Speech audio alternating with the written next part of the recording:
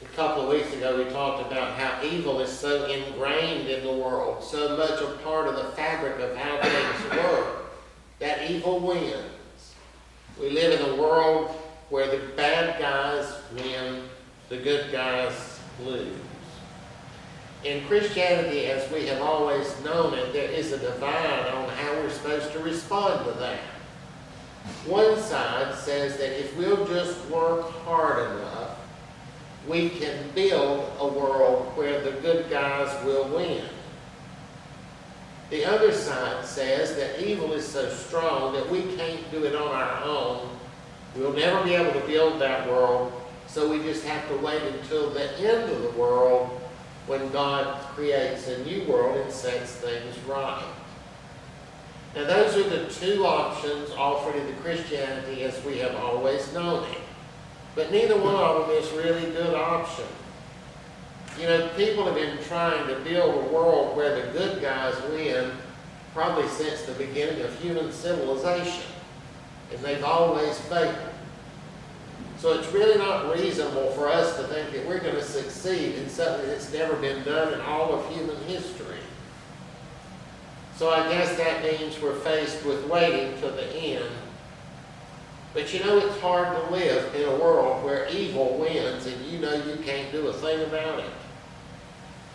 So neither choice offered by Christianity as we have known it is good. But many, many years ago in ancient Christianity, there was another viewpoint, one that is very different from how we think of things. It's found in an ancient Christian writing called the Treatise on the Resurrection. For the past several weeks, I've used passages from that at the end of our service. Now, the Treatise on the Resurrection is one of what are known as the Nag Hammadi texts. We talked about those a long time ago. In 1945, a young farmer near the Egyptian town of Nag Hammadi was digging in the ground, and he discovered a group of ancient writings that had been buried for 1,700 years. They turned out to be ancient Christian writings previously unknown, and they have greatly expanded our knowledge of ancient Christianity. And it's important to realize that very little is known about the first 100 to 150 years of Christian history. Even up to 200 years, very little is known. Virtually nothing has survived in the historical record. We do not know what Christianity was like back then. We do not know what the beliefs are. All we really know is what Christianity had become by the 300s. And many of the writings at Nag Hammadi date much earlier than that. So they form an important source of information about Christianity in the early years. The Treatise on the Resurrection is believed to date from the mid to early 2nd century, although it could have been even earlier. No one knows who wrote it.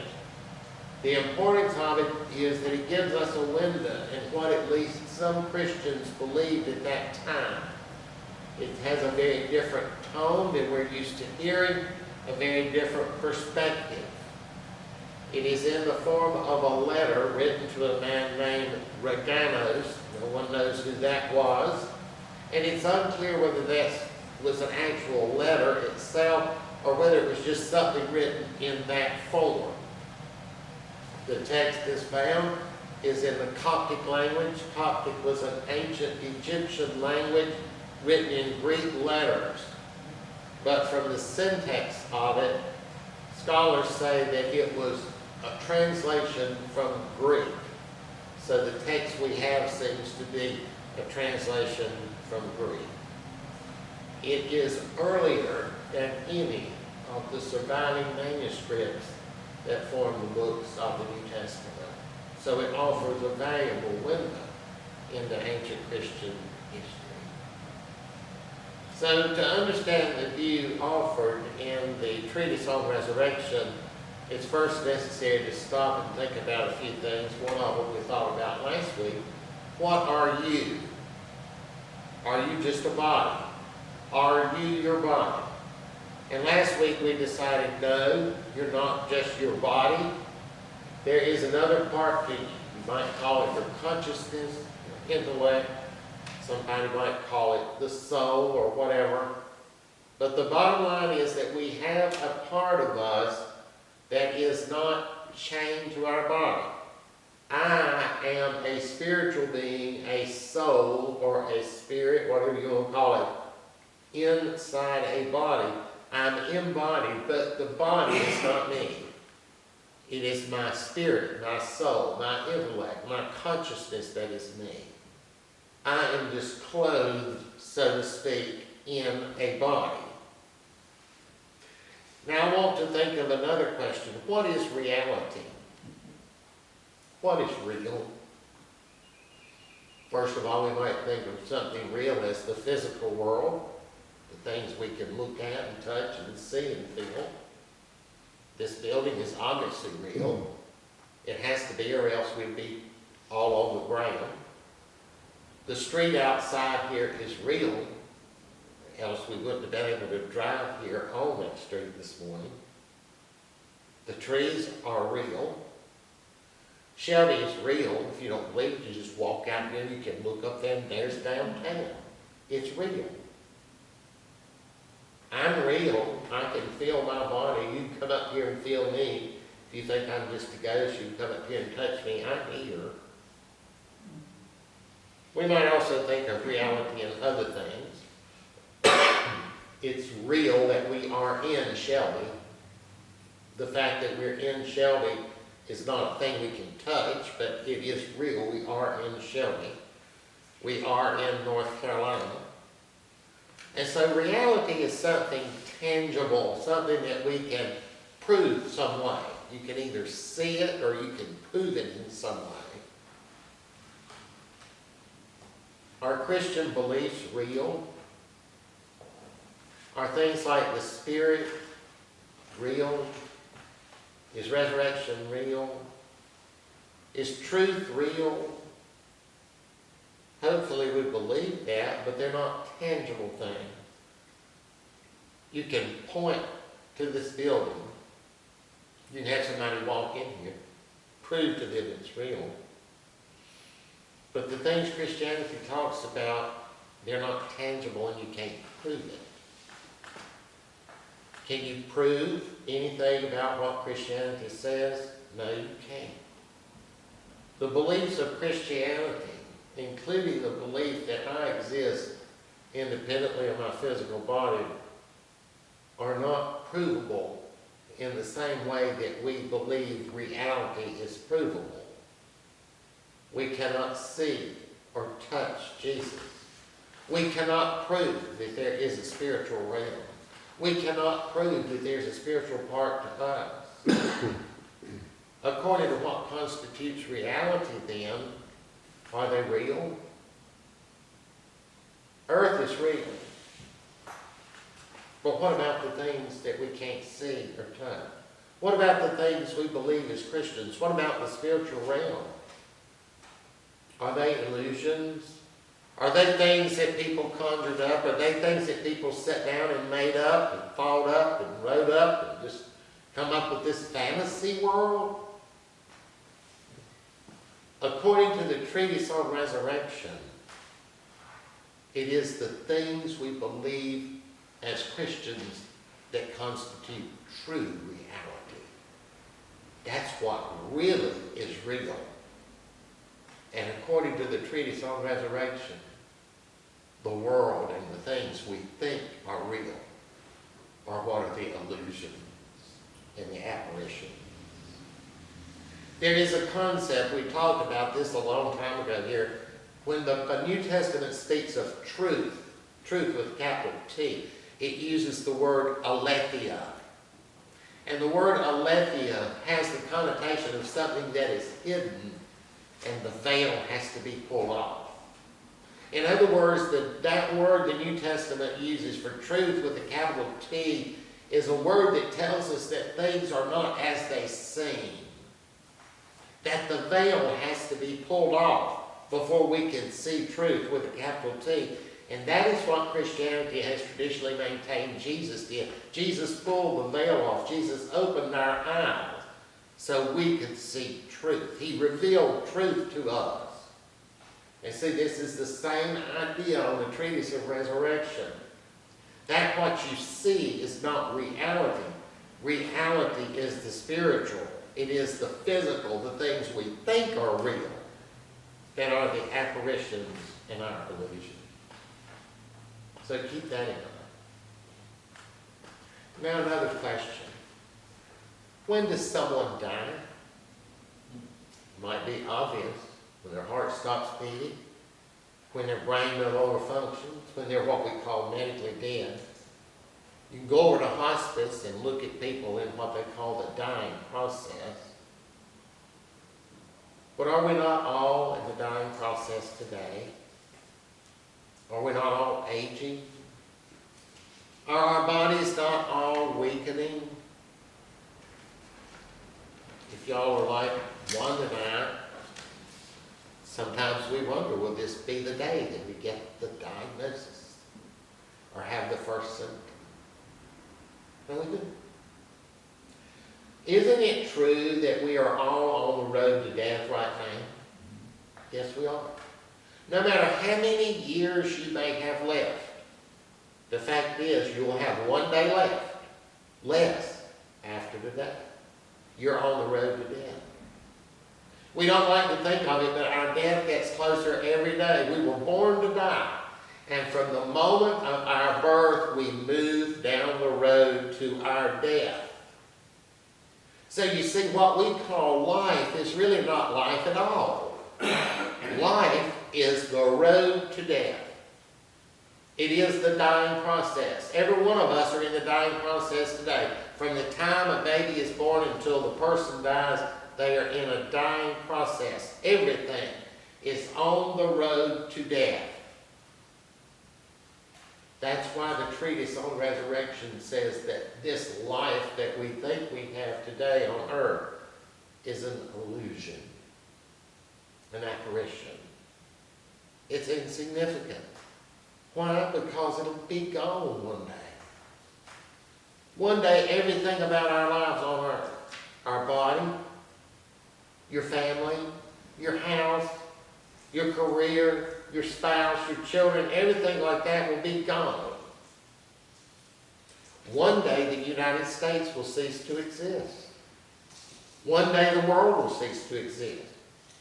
You may believe, as some Christians do, that one day God will destroy the world and create another, or you may go with science and say that one day the sun will burn out and the earth will just be a lifeless cold blob.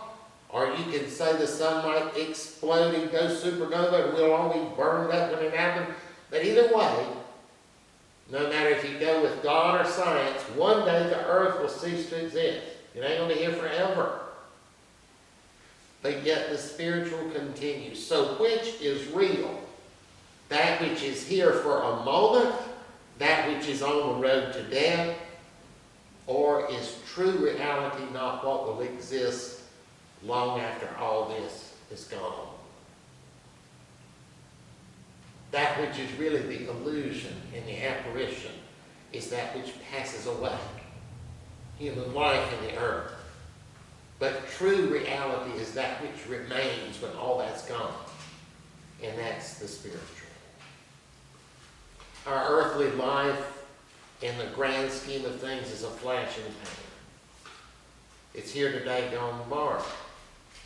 But we know that. In fact, how fast time flies. I graduated from high school 50 years ago this year. That was 50 years ago. I can't believe how, I was only 18 years old. You know, my parents were 49 when I graduated from high school. My parents had not even been alive as many years as I've been out of high school when I graduated. It's unreal. Where does 50 years go? The book of Ecclesiastes in the Old Testament tells us that our life is like a vapor. It's like steam. It's a wisp of steam floating up through the air. That's how our life is. So the spiritual realm is where true reality lies, but we're here on earth. So what did Jesus do? Remember that Jesus is the manifestation of God as a human being, God incarnate, God with us, God as a human being just like us. The way Christian theology has always expressed this is that Jesus was 100% human and 100% divine. Christian theology has never said that Jesus was half human and half divine. But it has always said that Jesus was 100% God and 100% human. And so there we have the complete fullness of the divine and the complete human nature all united in one. And it was a unique event in all of history. During Jesus' life on earth, he shared in the nature of humanity, the totality of it, including that it is our nature to die and that it is our nature to suffer. And so Jesus came to restore things to the way God intended. Something had happened and distorted things. Jesus came to reverse that. Jesus came to earth to reverse what happened with Adam and Eve.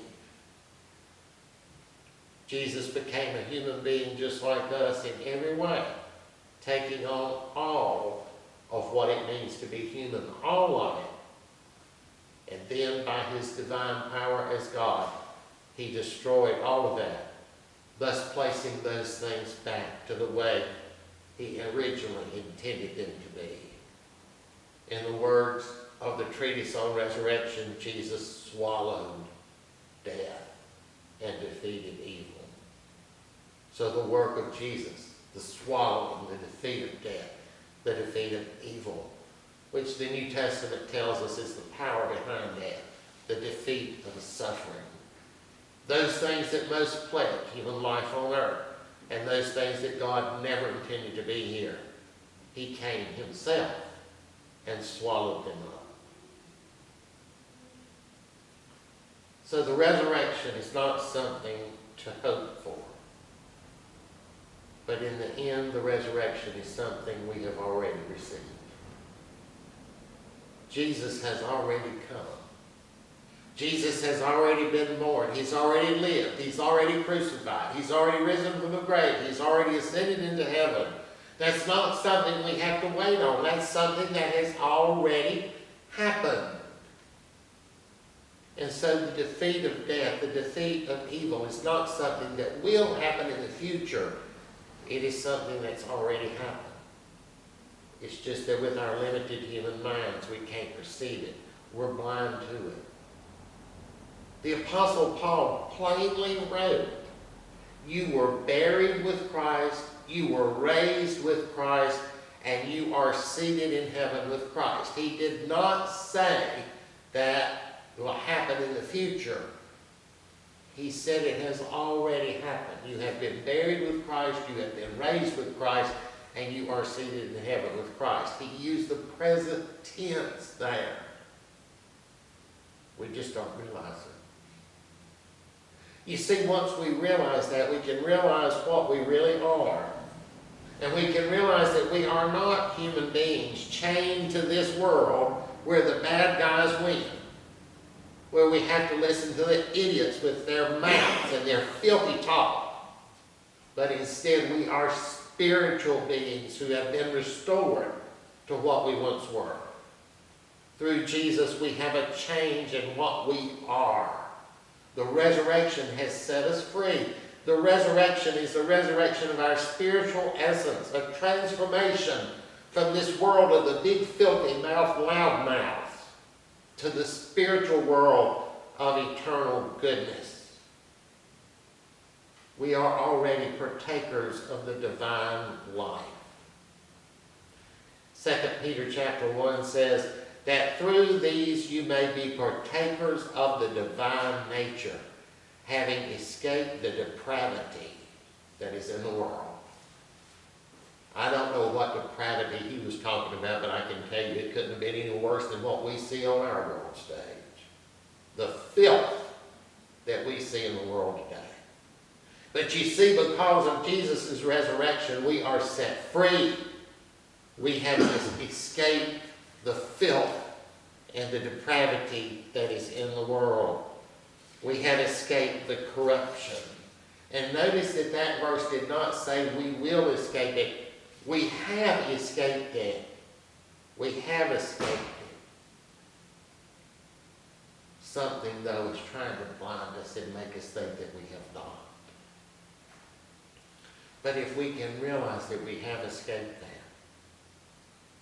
our essential nature and our essential identity, our person, and our soul, me, who I really am, we realize nothing can touch that. Nothing. Nothing that happens in the world, not even what happens to our bodies, can change that. It's like the Apostle Paul said in the book of Romans, nothing in all of creation can separate us from the love of God. Nothing. Death, persecution, famine, the sword. He says none of that can touch us. None of that can touch us. We have been set free. We've been set free from this illusion that believes it's so great and powerful. You see, resurrection is not the revival of a dead body. Resurrection is an upward movement of our soul, our consciousness, our intellect, that leaves the filth of the world behind, knowing that it can't touch us. You see, we don't fear anything in the world. We don't even fear what happens to our bodies, because we are already partakers of divine life. Nothing can touch us.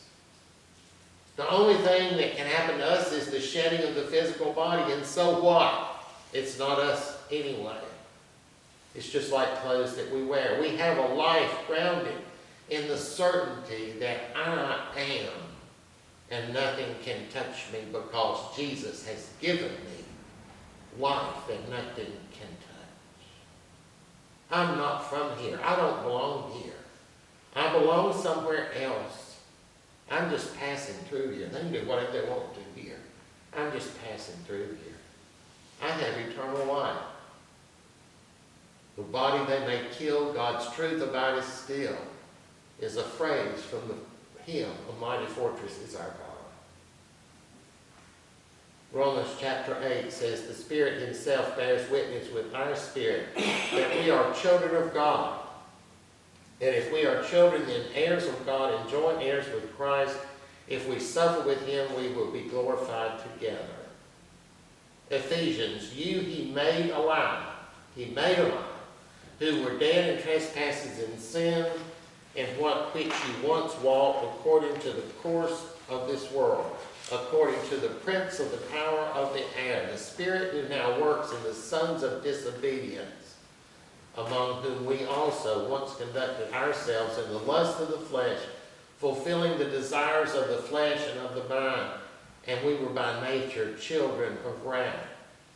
But God, who is rich in mercy, because of his great love with which he loved us, even when we were dead in trespasses, made us alive together with Christ, and raised us up together, and made us sit in the heavenly places in Christ Jesus. It's already been done. Colossians chapter 2, we were buried with him in baptism, in which you also were raised with him through faith in the working of God. You've already been raised, you see. Colossians 3, if you were raised with Christ, seek those things which are above where Christ is, sitting at the right hand of God. Set your mind on things above, not on the things of the earth. You're out of here. In the final analysis, what the treatise on resurrection reminds us of is something that Jesus tried to tell us and Paul tried to tell us. It somehow got lost in there, that we have been raised with Christ already. We have been elevated from this material world already. We are already citizens of heaven. We're already there. The victory has been won. Nothing can touch us. We are already seated in heaven with God. What goes on here, let them have it. What goes on in this illusory world may touch our bodies, but that's all they can touch. They can never touch us. You see, as much as the bad guys seem to win here, they've already lost. They've already lost. We're already out of here. We're just passing through here.